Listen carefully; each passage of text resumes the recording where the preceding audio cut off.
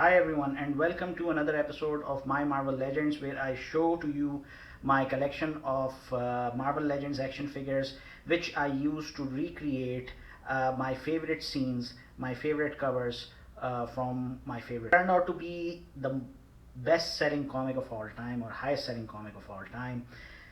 What you see right in front of you are the action figures representing each and every character who made an appearance on that famous Gatefold cover. Yes, I'm talking about this comic, X-Men #1, and if you open it up, inside you have this beautiful poster, again designed by Jim Lee. But right now our focus is on the other side, and I have to be really careful.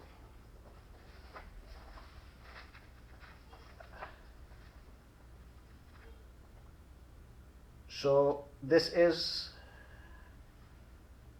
the X-Men #1 poster, which was published in 1991. My favorite comic, my favorite duo.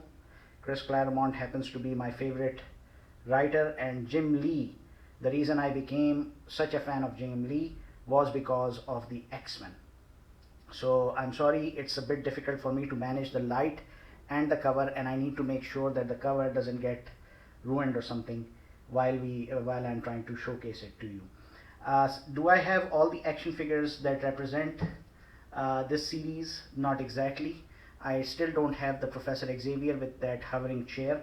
That needs to be taken in. Plus Rogue, the Rogue action figure that I have is the jacket is now wearing off.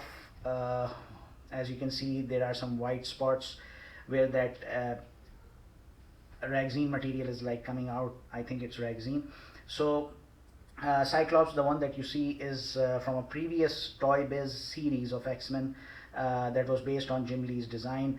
Wolverine, however, or the rest of the action figures that you see are all Marvel Legends. Most of them are Toy Biz, with the exception of Jean Grey, and I think Psylocke is also Hasbro action figure.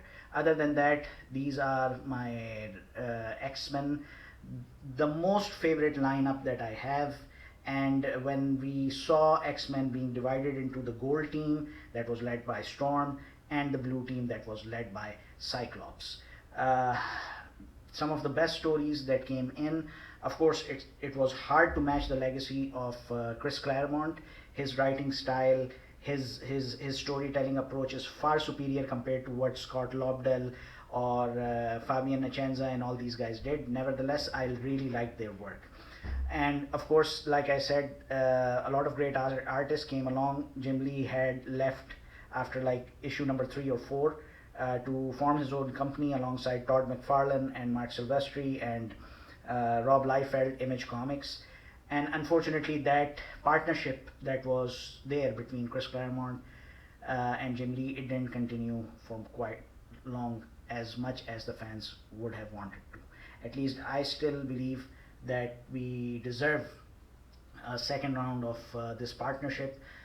We are seeing X-Men Forever comics being published, where Chris Claremont is writing the story, but he is paired with other artists, good artists. But there was this something about the 90s that captivates, that makes me really nostalgic. That was, I think, in my opinion, the most perfect era when it came to the X-Men. On one side you have the best X-Men storyteller, and on the other side you have, I'm not going to say the best, but one of the best and the most impactful artist that we ever saw. Because John Byrne also happens to be my favorite. His artwork is also my favorite.